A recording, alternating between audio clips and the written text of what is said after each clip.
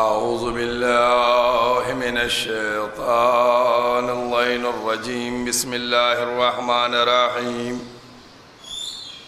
الحمد لله الذي لا يبلغ مدحته القائلون ولا يحصي نعماءه العادون ولا يؤدي حقه المجتهدون الذي لا يدركه بعد الهمم ولا يناله غوص الفتن الذي ليس لصفته حد محدود ولا نعت موجود ولا وقت معدود ولا أجل ممدود فترى الخلائق بقدرته ونشر الرياح برحمته ووتد بالصخور ميدان أرضه والصلاة والسلام على سيد الأنبياء والمرسلين خاتم النبيين سيدنا الممجد بشير المسدد نذير المؤيد المصطفى الأمجد المحمود الأحمد أبي القاسم محمد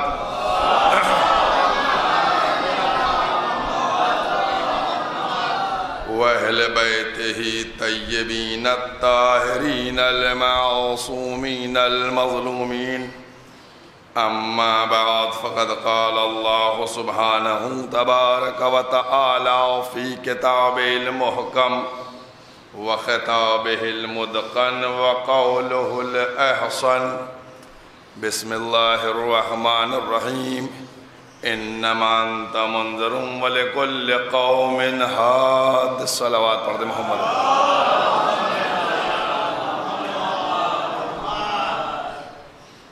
قرآن کریم کے یہ الفاظ جن کو مسلسل سرنامہ قرار دے کر گفتگو کو آگے بڑھایا جا رہا ہے، اور آج یہ سلسلہ گفتگو اپنے تیسرے مرحلے میں داخل ہو رہی ہے۔ قرآن کے یہ الفاظ جن کو سرنامہ قرار دیا گیا، قرآن مجید کا 13واں سورہ سورہ رعد، آیت کا نشان 7، یہ اس کے الفاظ ہیں مختصر سے کہ جن کو مسلسل اس بات کی طرف متوجہ کرنے کے لیے اس عنوان کے تحت کہ انذار نبی اور ہدایت ولی کے عنوان پر ہم کو اس بات کو سمجھنا چاہیے کہ جب پروردگار عالم نے نبی کو بھیجا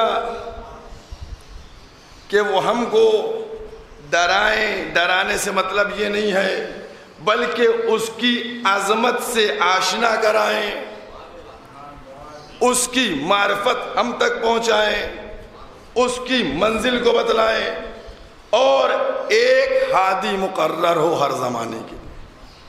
تو ہم کو چاہیے کہ ہم ان کی پیروی کریں۔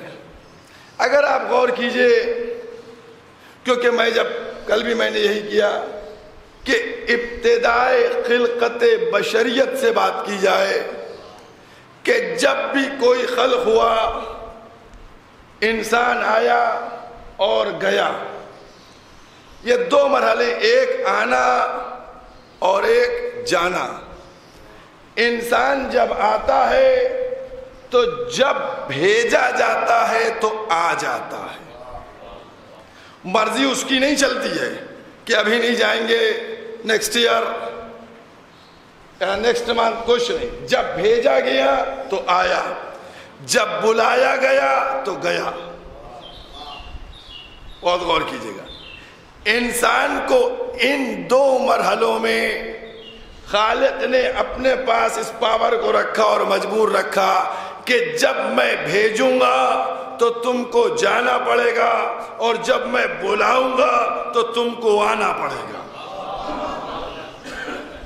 اور درمیان کی پوری زندگی تم کو اختیار ہے، پورا اختیار ہے۔ صحیح غلط تمہارے سامنے ہے، تم صحیح راستے کو چنتے ہو، صحیح راہ پر چلتے ہو، تمہاری نجات ہے۔ غلط راستے پہ چلو گے تمہارے لیے نجات نہیں ہے بلکہ تم غرق ہو جاؤ گے اور فنا ہو جاؤ گے۔ اب آپ غور کیجئے، جب انسان آتا ہے اس دنیا میں آتا ہے تو بغیر لباس کے آتا ہے، بغیر غذا کے آتا ہے، بغیر علم کے آتا ہے۔ جب آتا ہے تو نہ لباس اس کے پاس ہوتا ہے، نہ غذا ہوتی ہے اور نہ علم ہوتا ہے۔ اس نے ماں کے ذریعے سے غذا پہنچائی، باپ کے ذریعے سے لباس پہنچایا، استاد کے ذریعے سے علم پہنچایا۔ ماں نے غذا دی، باپ نے لباس دیا، استاد نے اس کو علم دیا۔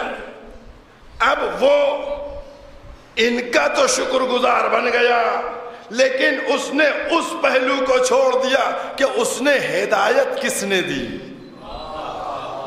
اب میں اپنے موضوع پہ آ رہا ہوں، ہاتھ۔ اب ہادی کون ہے؟ ہدایت کس نے دی؟ تو ہر آنے والا باپ کا شکر گزار بن جاتا ہے، ماں کا شکر گزار بن جاتا ہے، استاد کا شکر گزار ہو جاتا ہے، لیکن جو ہدایت دینے والا ہے اس کا شکریہ ادا نہیں کرتا۔ اور آپ اگر غور کیجئے قرآن کریم میں اور الفاظ کو دیکھیے، قرآن مجید کا 92 نمبر سورہ، سورہ لیل، آیت کا نشان 12، اور کیا آپ نے اِنَّ عَلَيْنَا لَلْهُدَى، ہدایت کی ذمہ داری کس کی ہے؟ ابا کی ہے؟ اماں کی نہیں، اس کی ذمہ داری ہے۔ یہ قرآن کے الفاظ ہیں، اور میں اسی لیے مستقل آیات قرآنی کی چھاؤں میں اپنی گفتگو کو آگے بڑھا کر ان کا حوالہ آپ کی خدمت میں پیش کر کہ یاد رکھیے جو بات ہو وہ قرآن سے ہو۔ ہدایت کے لیے کس نے کہا؟ 92 سورہ میں 12 نمبر آیت میں خالق نے کہا کہ ہدایت کی ذمہ داری ہماری ہے، ہم بھیجیں گے۔ اب آئیے، وَلِكُلِّ قَوْمٍ ہَادٍ، ہر قوم کے لیے ہادی ہے، تو جو اس کی ذمہ داری ہے وہ آپ کیسے لے لے؟ اس کی ذمہ داری ہے، اس نے کہا ہے کہ ہم ہدایت کریں گے اور ہدایت کی ذمہ داری ہماری، تو ہدایت اس کی ذمہ داری ہے، ہادی وہ بھیجے گا، ہادی وہ منتخب کرے گا۔ اب جو بھی ہادی آئے گا، ایک چھوٹی سی مثال دے دوں ہدایت کرنے کے اوپر۔ آج ہر ایک چاہتا ہے کہ ہم چن لیں، ہم بنا لیں کسی کو ہادی، اور کیا آپ نے۔ اب میں ایک جملہ بہت چھوٹا سا کہہ رہا ہوں، ایک سبھاسد تو بنا نہیں پاتے۔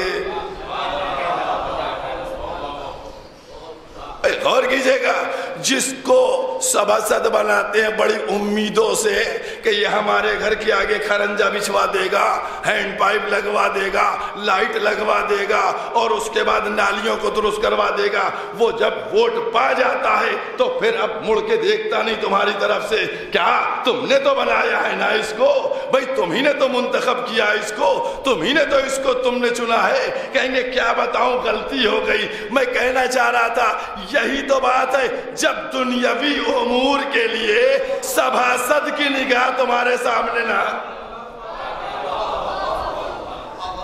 تو پھر آخرت کے لیے کہ جو تمہاری نجات کا سبب ہے، ہادی تم کو کیسے چننے کی پاور دی جائے۔ اس لیے اس نے اپنے پاس اس پاور کو رکھا کہ ذمہ داری ہماری ہے، ہم ہادی بھیجیں گے، ہم انتخاب کریں گے۔ بس ایک اور جملہ کہ جب ہم انتخاب کریں گے تو ایسا ہادی ہوگا جو یہاں پر بھی بلانے سے آئے گا اور وہاں بھی استقبال کرے گا۔ صلوات پڑھ دے محمد والے۔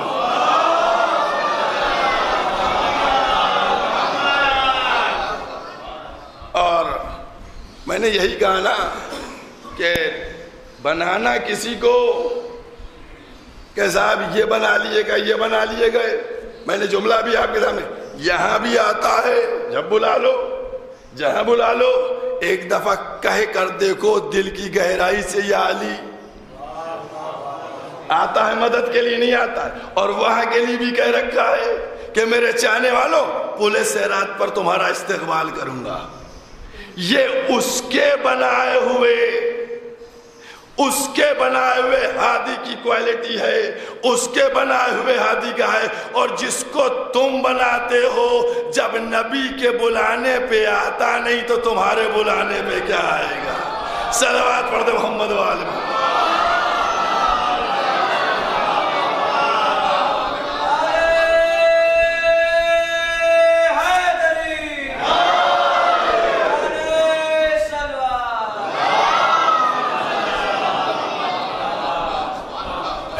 پروردگار کے پاس نظام ہے، اور اسی لیے دیکھیے بہت توجہ کیجیے گا، میں نے کل ایک جملہ کہا تھا کہ الفاظ کے اندر سب کچھ ملے گا، یہ نہ سوچئے ڈیٹیل سے، خالق کائنات نے ابتدائے خلقت آدم پہ ایسے معاملات کو بنا دیا کہ اب تم سب کچھ لیتے رہو وہیں سے۔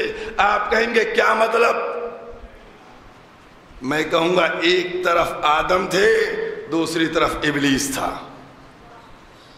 شیطان اس کو اور آدم کو، اور ان دونوں میں آ کر دیکھ لو کہ کس راہ پہ تم کے چلنا ہے۔ تمہیں آدم کی پیروی کرتے ہوئے آدمیت کا ثبوت پیش کرنا ہے، یا تم شیطان کی اطاعت کرتے ہوئے شیطنت کر رہے ہو؟ بہت توجہ کیجیے گا، بس 2-3 دقیقہ، 2 بھی نہیں 1 دقیقہ بس تمہید میں، اور وہ منزل ہے جس منزل کو قدرت نے پہچانوا دیا، خالق نے۔ اور میں نے اب آپ کے سامنے پہلے دن ایک بات کہی تھی اصول دین سے متعلق، 3 اصول دین اور 5 اصول دین، ٹھیک؟ کل ایک بات آپ سے میں نے کہی تھی کہ دیکھیے اللہ نے، ہمارا عقیدہ یہ ہے کہ ہم کو مختار بنایا،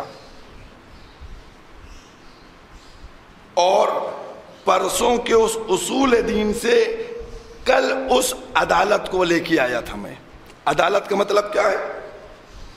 عدالت کا مطلب ہی یہی ہے کہ اگر ہم نیکی کریں گے تو جزا ملے گی، اور اگر ہم بدی کریں گے تو سزا ملے گی۔ انہوں نے عدالت کو ہٹایا، عدالت کو ہٹایا، اور جب عدالت ہٹی تو اب انہوں نے کہا کہ ہم مختار نہیں ہیں، محتاج ہیں۔ عقیدہ یہ ہے کہ جو کچھ ہم کرتے ہیں وہ اپنی مرضی سے نہیں بلکہ اللہ ہم سے کرواتا ہے۔ یہ عقیدہ ہے کہ اللہ ہم سے کرواتا ہے۔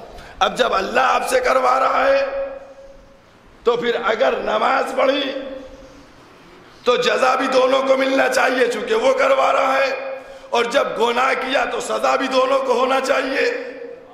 تو اسی لیے انہوں نے عدالت کو ہٹا دیا کہ جب عدالت ہوئے گی نہیں تو سزا بھی ہم کو ملے گی، جزا بھی ہم کو ملے گی۔ بہت کیا؟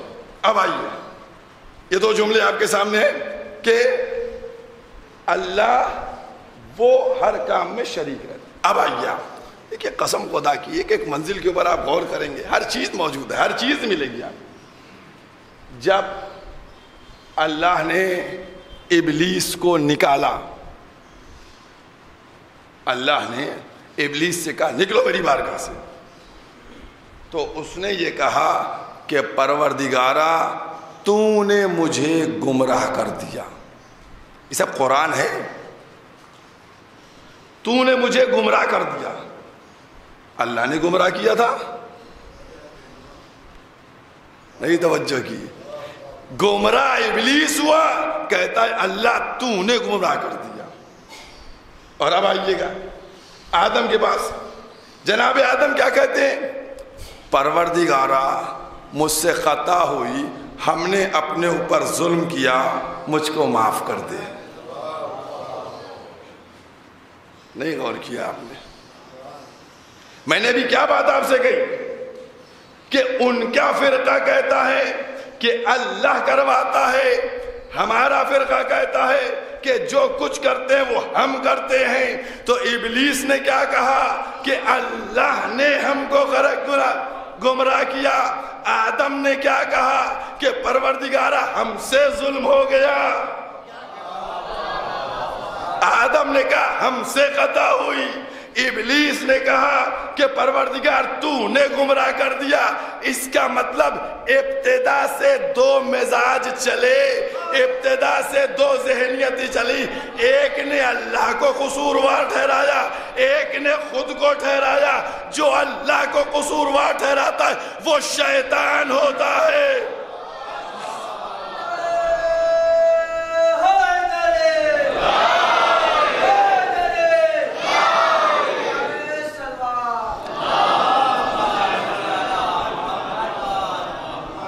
اس نے کیا کہا؟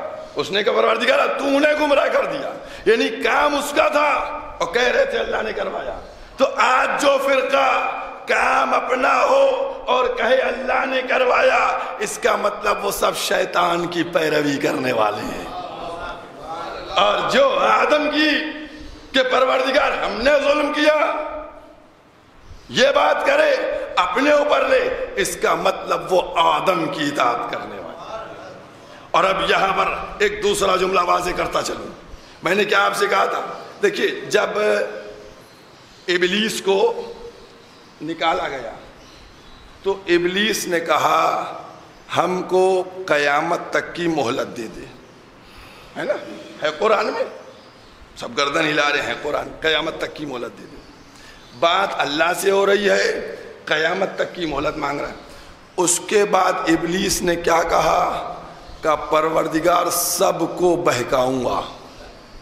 کہا تھا نہیں کہا تھا؟ سب کو بہکاؤں گا۔ کس کو نہیں بہکاؤں گا؟ اللہ جو خاص بندے ہیں، جو نبی ہیں، انبیاء ہیں، اور ان کو نہیں بہکاؤں گا، ہے نا؟ آپ نے دیکھا چوری اور سینہ زوری، اور فرمایا بہکاؤں گا سب کو، اس لیے ہم کو اجازت دے دے قیامت تک کی۔ اللہ نے اس کو وقت معلوم تک کی پرمیشن دے دی، ٹھیک، جاؤ وقت معلوم تک پرمیشن ہو گئی۔ لیکن ایک مرحلہ ہے، اور اس مرحلے کو آپ سمجھیے۔ ابلیس کرتا کیا تھا؟ سجدے کرتا تھا نا، یعنی اللہ کی بارگاہ میں رہ کے اللہ کو سجدے کر رہا تھا، یعنی اللہ کی الوہیت اور عظمت کو تسلیم کر رہا تھا۔ اور کیا آپ نے ایک، اب دوسرا مرحلہ آیا۔ اس کے بعد اس نے کہا کہ ہم ان خاص بندوں کو نہیں بہکا پائیں گے۔ کہا تھا اس نے کس کو؟ نبیوں کو، یعنی نبیوں کو مان رہا تھا، ہے نا؟ اللہ کو مان رہا تھا، نبیوں کو مان رہا تھا۔ اجازت کب تک کی مانگ رہا تھا؟ قیامت تک کی۔ نہیں غور کیا آپ نے؟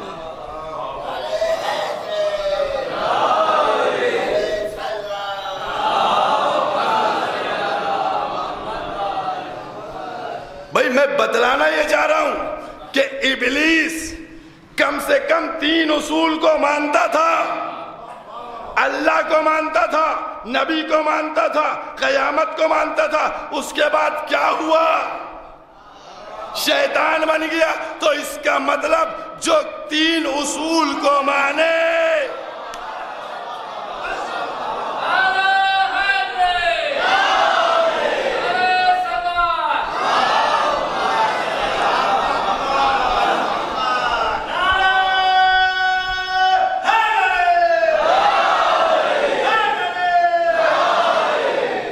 دیکھیے بہت لمبی لاجک میں نے کوئی نہیں لی ہے، میں نے سامنے کی بات کو بس 2 2 4 کو جوڑا ہے، 2 اور 2 4 کو جوڑا ہے۔ اب آپ آئیے دیکھیے، وہاں ابلیس نے بھی خلافت اور عدالت کو چھوڑا، یہاں انہوں نے بھی امامت اور عدالت کو چھوڑا۔ وہاں اس نے کیا کہا؟ اس نے کیا کہا؟ کہ خلیفہ مجھ کو بنا دے۔ بہت توجہ کیجیے گا، اس نے اپنے دعویٰ پیش کیا خلافت کے لیے، لہذا خلیفہ اس کے خلیفہ کے مقابلے میں خود دعویٰ کر رہا ہے، یعنی اس کے خلیفہ کے مقابلے میں آیا۔ اس کے بنائے ہوئے خلیفہ کے مقابلے میں آیا. ایک اس کی یہ حرکت اور دوسری کیا حرکت؟ اس نے کہا میں آگ سے ہوں افضل ہوں، یہ مٹی سے ہے یہ پست ہے. اس کا مطلب کیا ہوا؟ اس کا مطلب یہ ہوا کہ اب اللہ عدالت سے کام نہیں لے رہا ہے، لہذا اس نے عدالت کو بھی چھوڑا اور خلافت کو بھی چھوڑا. بہت توجہ کیجئے گا، خلافت اور عدالت کو. تو اب یاد رکھو مسلمانوں، اگر تم کو شیطان کی پیروی کرنا ہے تو 3 اصول دین مبارک ہو، لیکن اگر آدم کی آدمیت اور الہی اصول کو ماننا ہے تو 5 اصول دین.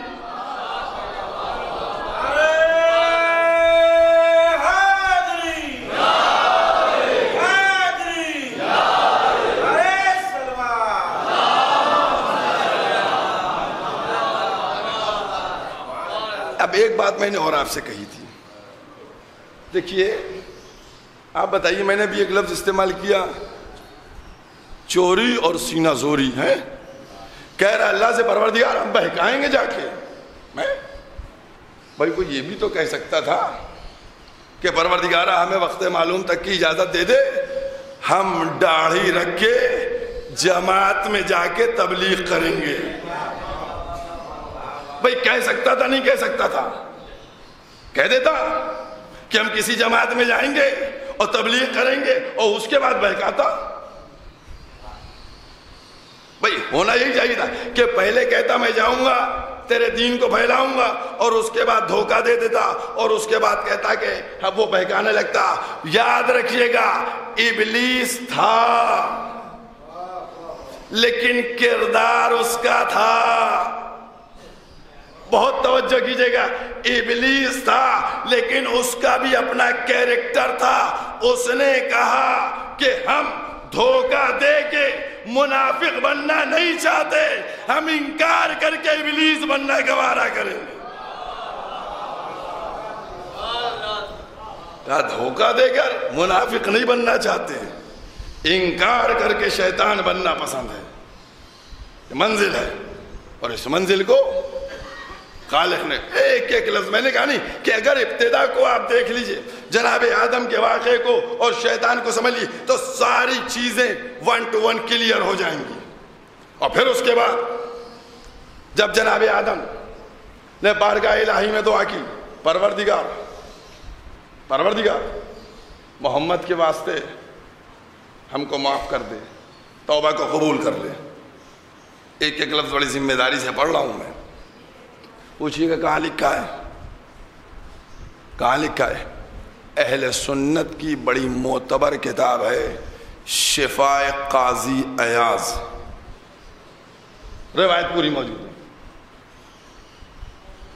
کہ جب کا پروردگار محمد کے وسیلے سے ہمارے اس خطا کو معاف کر دے تو ادھر سے ندائے قدرت آئی کہ تم کو کیسے پتہ چلا کہ محمد کے وسیلے سے تمہیں نجات مل جائے گی؟ تو جناب آدم نے کہا، یہ پوری روایت موجود ہے، جناب آدم نے فرمایا کہ ہم جب عرش کے اوپر دیکھا تھا، نگاہ ہماری پڑی تھی تو ہم نے دیکھا تھا تیرے نام کے بعد دوسرا نام محمد کا لکھا تھا. ہم سمجھ گئے کہ کائنات میں اگر تیرے بعد کوئی سب سے افضل ہے تو تو ہے. کائنات میں اگر سب سے افضل کوئی ہے تو تو ہے. اس لیے پھر اس کے بعد آواز دی، جبریل امین پہنچے اور آنے کے بعد انہوں نے وہ دعا جو خالق نے بھیجی تھی اور آپ لوگ بھی آشنا ہیں، اللہم انی اسألک بحق محمد وانت المحمود بحق علی وانت الاعلی بحق فاطمہ السماوات والارض. یہ پوری دعا جناب جبریل لے کے آئے اور آنے کے بعد کہا کہ اے آدم اس کو پڑھیے، آدم اس کو پڑھیے اور اس کو پڑھنے کے بعد آپ کی توبہ قبول ہو جائے. سب چیزیں ہیں، سب ایک ایک لفظ ہے. تو آدم کی دعا کیسے قبول ہوئی؟ کس کے ذریعے سے ہوئی؟ محمد، علی، فاطمہ، حسن، حسین.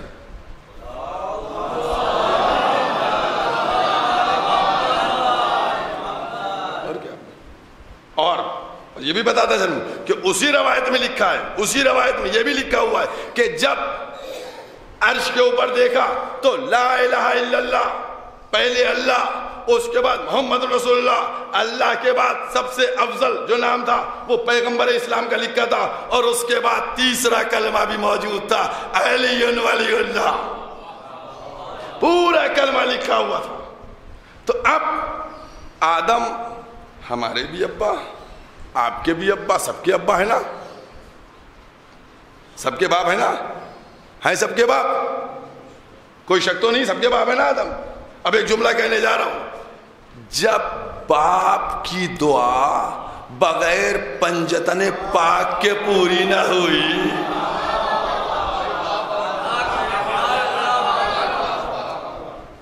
بھئی جب باپ کی دعا بغیر پنجتن کے پوری نہیں ہوتی تو تمہاری نجات کیسے پوری ہوگی؟ تمہاری نجات کیوں کر ہوگی؟ اور ایک مرحلہ آپ کیا سمجھتے ہیں کہ جو الفاظ استعمال کیے گئے یوں ہی؟ اب آئیے، پیغمبر نے کیا فرمایا کہ اہل بیت کی مثال کیسی ہے؟ سفینہ نوح کی، ہے نا؟ اہل بیت سفینہ نوح ہے، جو آ گیا اس میں وہ نجات پا گیا، جس نے ان کے دامن کو تھام لیا وہ نجات پا گیا، اور کی گیا نجات پا گیا۔ اب میں آپ سے ایک بات کہنا چاہتا ہوں، ہر چیز میں نے آپ سے پہلے کہا کہ دامن آل محمد اگر در مدینۃ العلم سے منسلک ہو تو بھی کوئی پریشانی نہیں ہوتی، ہر چیز کا جواب ملے گا۔ آئیے قرآن مجید کا 29 نمبر سورہ، سورہ عنکبوت، سورہ عنکبوت، اس میں جائیے گا، کھولیے گا، دیکھیے گا جی، اور اس میں آیت کا نشان ہے 16 یا 17، ایسے ہی ہے، 15 16 17 انہی تینوں میں سے کوئی ایک آیت ہے، ٹھیک ہے۔ فَأَنْجَيْنَاهُ، اللہ نے نجات دے دی، وَأَصْحَابَ السَّفِينَةِ، کس کو نجات دی؟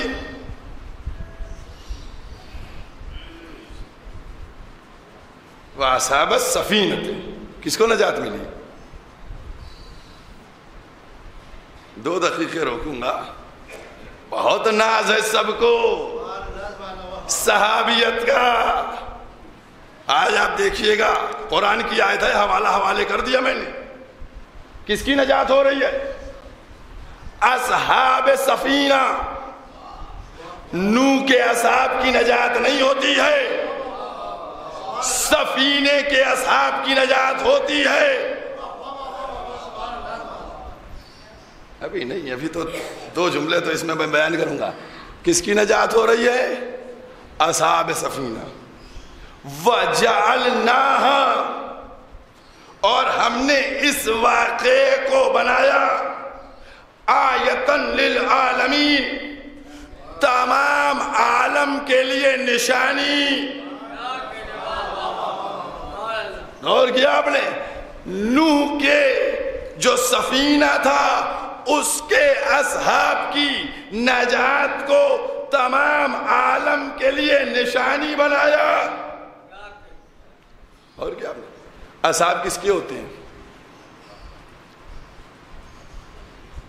اصحاب کس کے ہیں؟ بھئی اصحاب تو نوح کے ہونا چاہیے تھے، لیکن قرآن کیا کہہ رہا ہے؟ اصحاب سفینہ، جو کشتی پہ تھے، جو کشتی پہ موجود تھے، وہ اصحاب سفینہ، ان کو نجات دی۔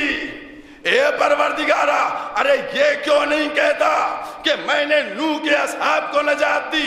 کہا نہیں، وہ سفینہ ہے، اس کے اصحاب کو نجات ملی، اور یہ نجات تمام عالم کے لیے نشانی بن گئی۔ تو یاد رکھو، محمد کے اصحاب بننے سے کام نہیں ہوگا، جو محمد کا سفینہ ہے۔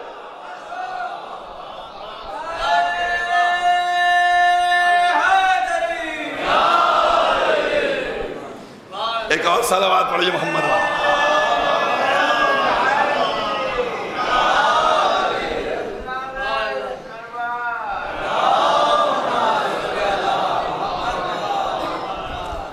کیا مطلب ہوا؟ میں نے کہا الفاظ یوں ہی نہیں استعمال ہوئے.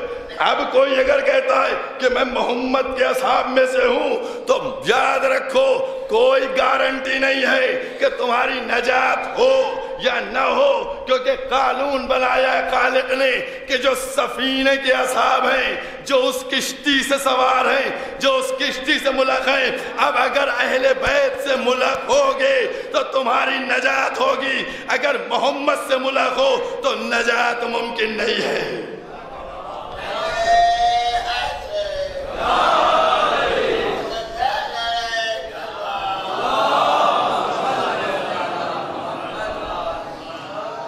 بھائی اتنا بڑا مجمع بیٹھا ہوا اور ایسے دھیرے دھیرے صلوات اور نعرے کرنا.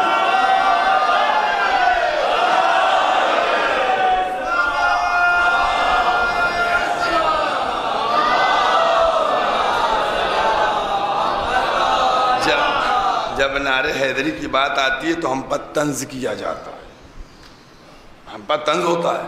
صاحب یہ لوگ نعرے تکبیر دھیرے سے لگا دیتے ہیں، نعرے رسالت دھیرے سے لگا دیتے ہیں، لیکن جب نعرے حیدری کی بات آتی ہے تو سب زور لگا کے نعرے حیدری کہتے ہیں. سمجھ گئے؟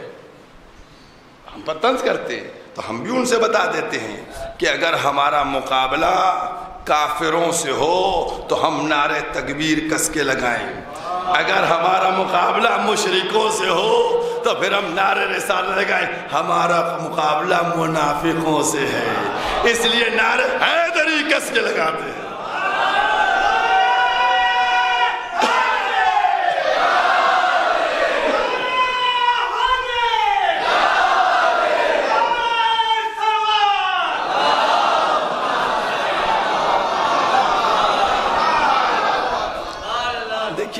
اپنے مزاج کی بات کرے کوئی، ہر انسان کہیں یہی سب ہے.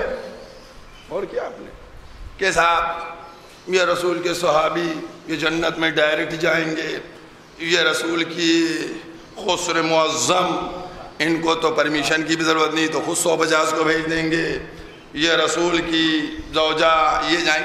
سب معاملات ہیں، لیکن پروردگار عالم نے بھی کوئی معاملہ چھپایا نہیں ہے، سب کچھ بیان کر دیا ہے. اور کیا آپ نے دنیا سمجھنے کی کوشش نہیں کر رہی ہے، لیکن ہم اس کو سمجھا دیں گے. آسیہ کہاں رہی؟ آسیہ کس گھر میں رہتی ہیں؟ آسیہ فرعون کے گھر میں رہتی ہیں، ہے نا؟ فرعون کے گھر میں رہتی ہیں. آسیہ کی عظمت کیا ہے؟ اس کی کنیز. جا کر قرآن کریم کھولیے اور کھولنے کے بعد دیکھیے اس سورے میں کس طریقے سے جناب آسیہ کا تذکرہ ملتا ہے قرآن کریم میں. اللہ اکبر، کیا جناب آسیہ کی مدح سرائی ہوئی ہے اور کیا ان کی منزل کو کس کے گھر میں رہتی ہے. اب میں جملہ ہلکے سے چینج کر رہا ہوں. فرعون کے گھر میں رہتی ہیں. اور کیا آپ نے ان کو دیکھیے آپ، یہ اللہ کی کنیز ہیں اور وہ نبی کے گھر میں رہتی ہیں. بہت توجہ کیجئے گا بھائی، اب سب طرف لے کے چلے جائیے گا، چاہے جناب نوح کے گھر میں جائیے، چاہے جناب لوط کے گھر میں جائیے، چاہے خود پیغمبر کے گھر چلے جائیے. بھائی سب گھروں میں میں بھیج رہا ہوں آپ کو کہ وہ فرعون کے گھر میں رہتی ہے اور یہ نبیوں کے گھر میں رہتی ہے. تو دیکھو یاد رکھو، گھر میں رہنے کا کمال نہیں ہوتا، یہ فطرت کی بات ہوتی ہے. اب جملہ سنیے گا کہ کوئی فرعون کے گھر میں رہ کے رحمان کی کنیز ہوتی ہے اور کوئی نبی کے گھر میں رہ کے شیطان کی مرید ہوتی ہے.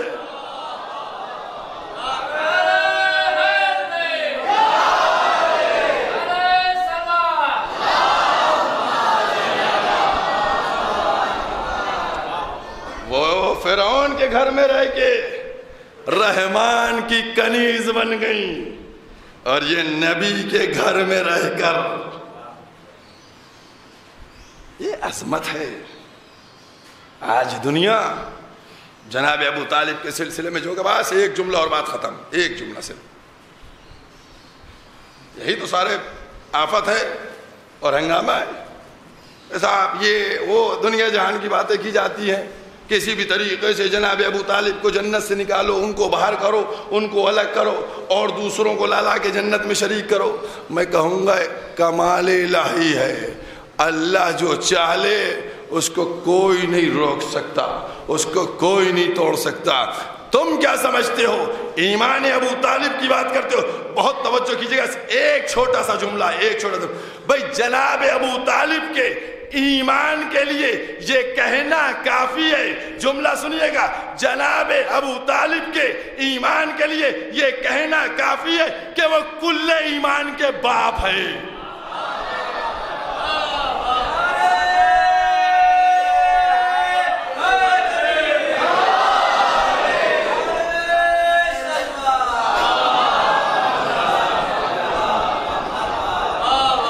جناب ابو طالب کے اللہ اکبر، اور دنیا، اور یہ ایمان تھا جناب ابو طالب کا۔ جناب ابو طالب کے کئی بیٹے تھے؟ طالب، جعفر، عقیل اور علی۔ جناب طالب کے لیے تو روایات زیادہ تر خاموش، لیکن جناب عقیل، جناب جعفر اور جناب مولا کائنات کربلا میں جو بنی ہاشم تھے، ان سب کا رشتہ جوڑیے، یا اولاد عقیل ہے، یا اولاد جعفر طیار ہے، یا اولاد علی ابن ابی طالب ہے۔ کون دے رہا ہے قربانی؟ میں نے اسی لیے جملہ کہا کہ وہ کل ایمان ہیں، ان کے باپ ہیں۔ قدرت نے بتایا کہ جو خدمات ابو طالب ہے، قسم خدا کی، جناب ابو طالب یزمت، آج مسلمانوں کے اوپر احسان ہے ابو طالب کا۔ اگر ابو طالب اپنی نسل کو قربان نہ کرتے، ایک چھوٹا سا جملہ، جب بھتیجا سر جھکائے بیٹھا تھا اور مکے کے مشرک آ کر کہہ رہے تھے کہ اپنے بھتیجے کو روکو، اس وقت جناب ابو طالب نے کہا تھا، بھتیجے تم اپنے مشن کو آگے بڑھاؤ، جو حکم ملا اس کی تبلیغ کرو، میں تمہاری مدد کروں گا۔ یہ ابو طالب کا جملہ تھا، یہ جناب عمران کا وہ جملہ تھا کہ وعدہ خود کیا تھا مکے میں، اور نسل، پوری نسل سے وفا کروا دیا۔ کربلا میں جو واقعہ کربلا ہے، میں تو سمجھتا ہوں کہ جب امام حسین مدینے سے چل رہے تھے تو چونکہ بزرگوں کے وعدے کی لاج رکھتا ہے انسان کہ میرے بزرگوں کا وعدہ ہے، کوئی وعدے میں کمی نہ آئے، اسی لیے ہر ایک کو لے کر چلے۔ عباس تم بھی چلو، قاسم تم بھی چلو، اون و محمد تم بھی چلو، اکبر تم بھی چلو، اصغر تم بھی چلو۔ عزاداران امام مظلوم، یقینی طور کے اوپر کربلا کا واقعہ صرف کربلا تک نہیں ہے، بلکہ کوفے سے لے کر کربلا تک جو شہادتیں پیش کی گئیں وہ سب اولاد ابو طالب، چاہے جناب مسلم ابن عقیل کی شہادت ہو، اور چاہے ان کے 2 چھوٹے بچوں کی شہادت ہو۔ عزاداروں، آج میں چاہتا ہوں کہ 2 یتیم بچے کہ جو کس قسمہ پرسی میں شہید ہوئے،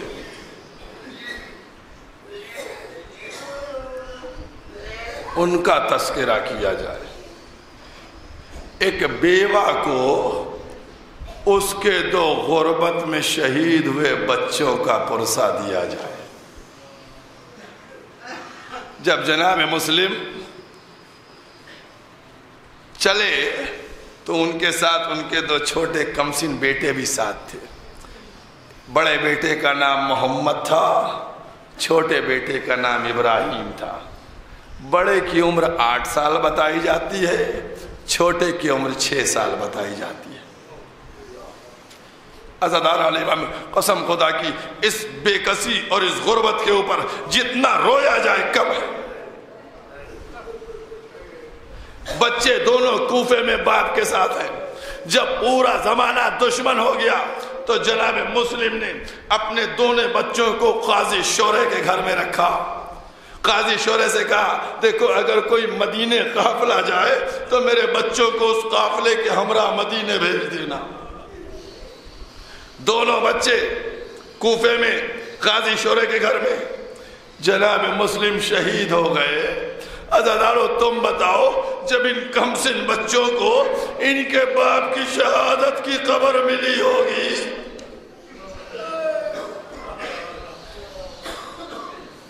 ان کو پتہ چلا ہوگا کہ ان کے بابا کا لاشا کوفے کی گلیوں میں. جزاکم اللہ. کیا عالم ہوا ہوگا. قاضی شورے کو کچھ دنوں کے بعد اطلاع ملی کہ ایک قافلہ ہے جو مدینے کی طرف جا رہا ہے. قاضی شورے نے اپنے بیٹے کو بلایا اور بیٹے کو بلانے کے بعد اس سے کہا کہ جاؤ اور جانے کے بعد ان کو فلاں مقام سے قافلہ جا رہا ہے، ان کو قافلے میں چھوڑاؤ، مدینے چلے جائیں گے. بیٹا دونوں چھوٹے بچوں کو لے کر چلا. شب کی تاریکی تھی، چھوٹے چھوٹے بچے تھے، ان کو لے کر چل رہا تھا. بچوں کے قدم تھوڑا ہلکے پڑ رہے تھے. ایک دفعہ قافلہ اپنی منزل سے چلنے لگا. جب شورے کے بیٹے نے دیکھا قافلہ چل چکا ہے، آگے جا رہا ہے، اس نے دونوں بچوں کو چھوڑ دیا. کہا دیکھو وہ قافلہ جا رہا ہے، جلدی تیز بڑھ کے اس قافلے میں جا کر شریک ہو جاؤ. یہ کمسن چھوٹے چھوٹے بچے تھے. یہ چلتے چلتے قافلہ ان کی تیز آگے رفتار سے آگے نکلتا چلا گیا. ایک دفعہ بچوں نے دیکھا قافلہ آنکھوں سے اوجھل ہو گیا. بچے وہیں چکر کاٹتے رہے. عزاداروں اب ان بچوں پر کیا گزری. 6 سال کا بچہ، 8 سال کا بچہ. ادھر ابن زیاد نے کہا اپنے سپاہیوں سے کہ مجھے علم ہوا ہے کہ مسلم اپنے 2 بیٹوں کو بھی لے کے آئے تھے، ان کو گرفتار کیا جائے.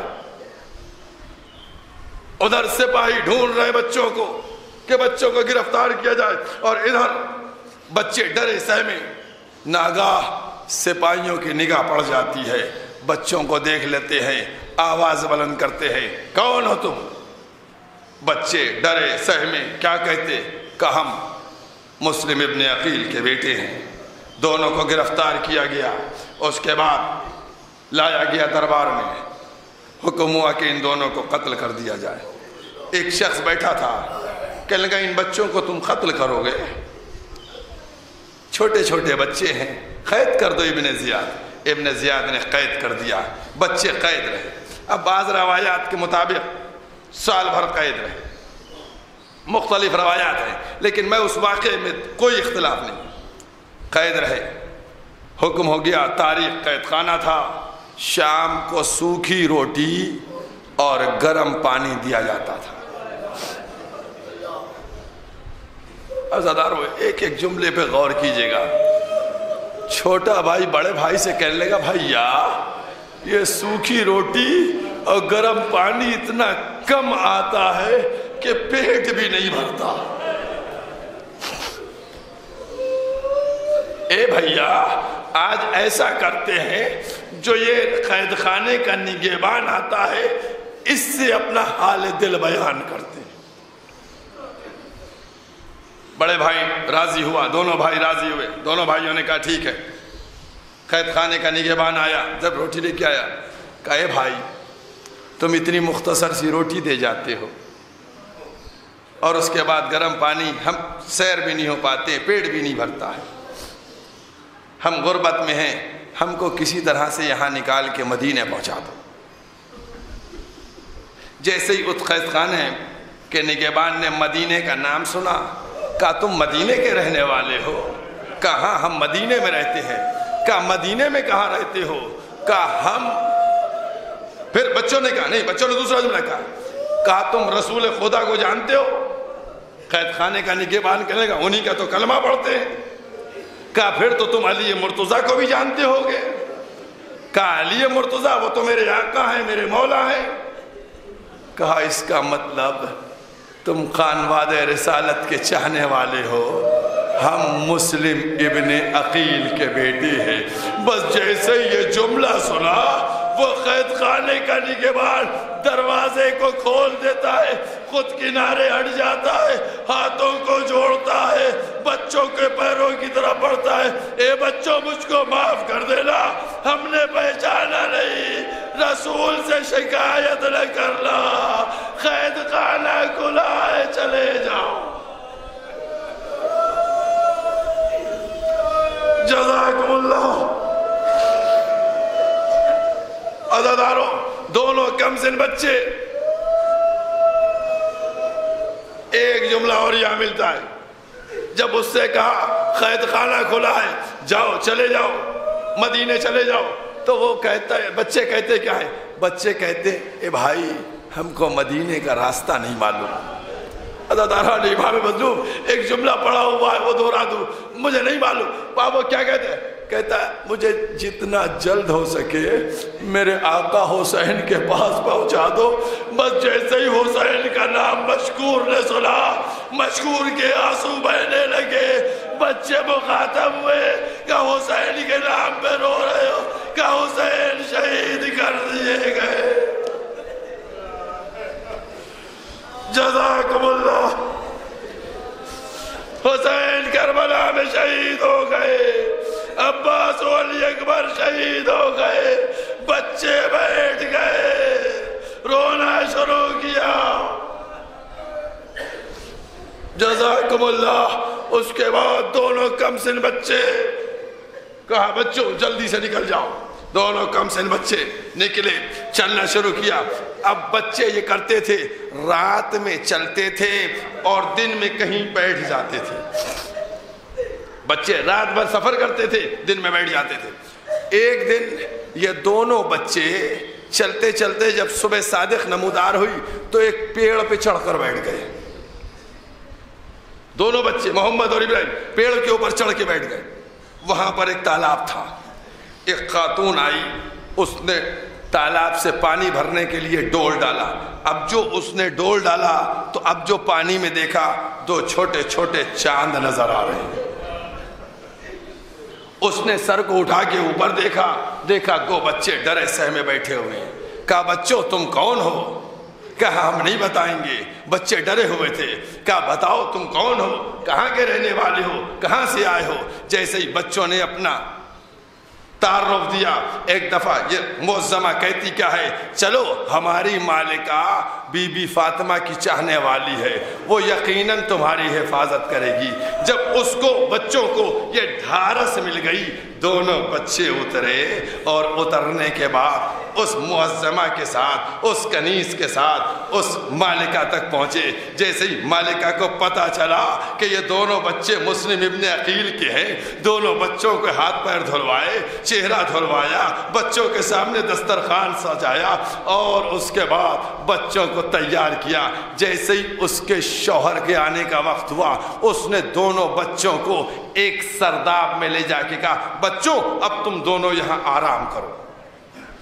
بس عزاداروں مجلس ختم ہو گئی، 1 دقیقہ مسائب بچے، مجلس ختم ہو گئی۔ یہ کربلا کی مائیں ہیں جن کے شجاعت کو کوئی نہیں سمجھ سکتا۔ جب دونوں بچے پہنچ گئے، اس عورت کا جو اہل بیت کی چاہنے والی عورت تھی، اس عورت کے شوہر کا نام تھا حارث، جو انتہائی خبیث تھا۔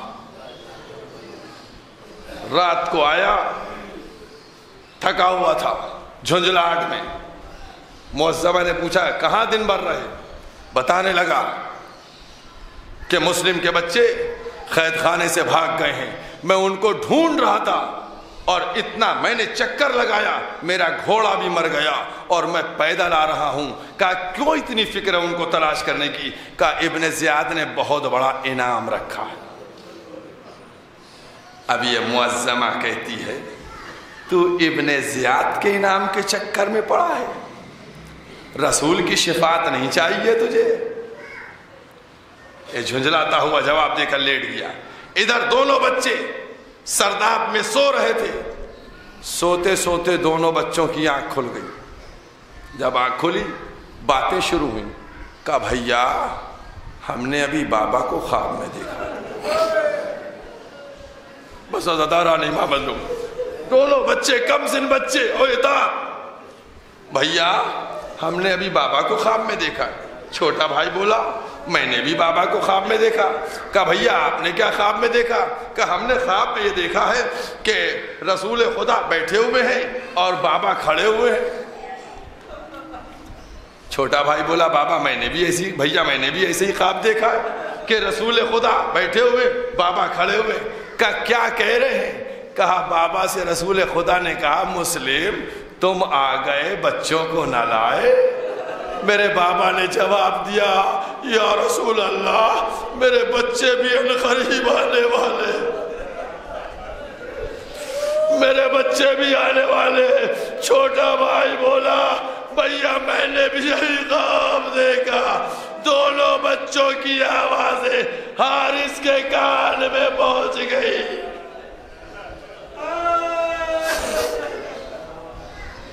ملعون حارث تلاش میں کہ یہ آوازیں کہاں سے آ رہی ہیں۔ ایک دفعہ اس سرداب تک پہنچا جہاں دونوں بچے تھے۔ بچوں کو نہیں معلوم تھا کہ جس کی شریک حیات اتنی مومنہ ہے اس کا شوہر ایسا ظالم و جابر ہے۔ پوچھا تم کون ہو؟ میرے کیا کیسی آئے؟ کہنے لگے بچے ہم مسلم ابن عقیل کے بچے ہیں۔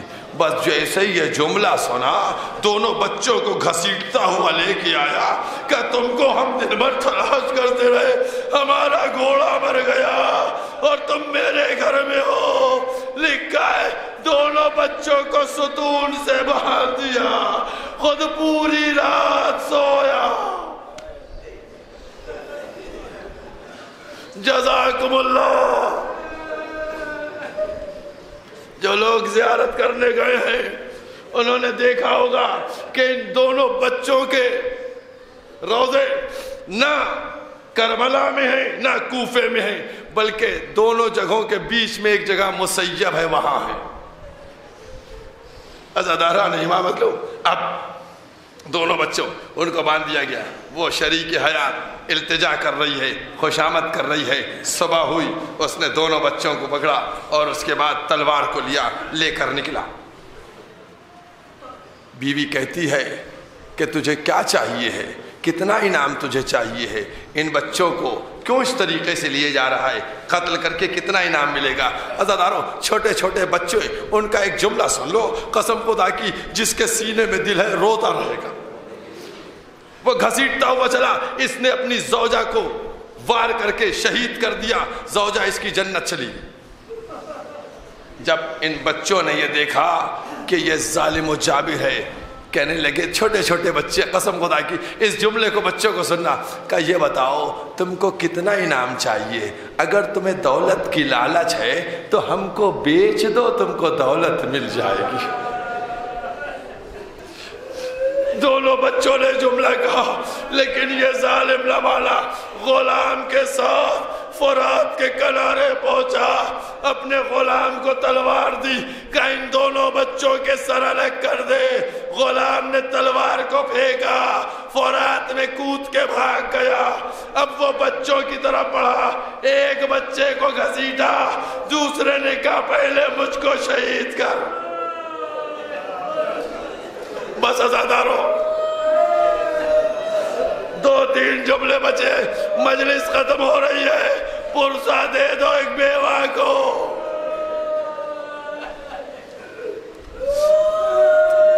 دونوں بچوں نے پہلے 2 رکعت نماز پڑھنے کی مہلت مانگی۔ جب 2 رکعت کی نماز کی مہلت مل گئی، ایک جملہ پڑھا ہوا بتلا رہا ہوں، نماز پڑھ لی تو اس نے چھوٹے بھائی کا شانہ پکڑ کے کھینچا، بازو پکڑ کے کھینچا۔ جیسے ہی چھوٹے بھائی کی طرف بڑھا، بڑے بھائی نے کہا پہلے ہم کو شہید کر۔ اس نے کہا نہیں پہلے ہم کو شہید کر. جب یہ ہوتا رہا تو ایک دفعہ پوچھتا ہے کہ تم دونوں آپس میں اس طریقے سے کیوں کہہ رہے ہو, پہلے ہم جملہ پڑھا ہوا ہے کہ کہہ رہا ہوں. ایک دفعہ بڑا بھائی مخاطب ہوا, کہتا ہے کہ جب میں چل رہا تھا تو میری اماں نے میرے چھوٹے بھائی کا ہمارے ہاتھ میں دیا تھا, اے محمد ابراہیم کا خیال رکھنا, اگر پہلے میرے چھوٹے بھائی شہید میں ماں کو جواب کیا, ظالم نے تلوار لی لاشوں کو فرات میں 2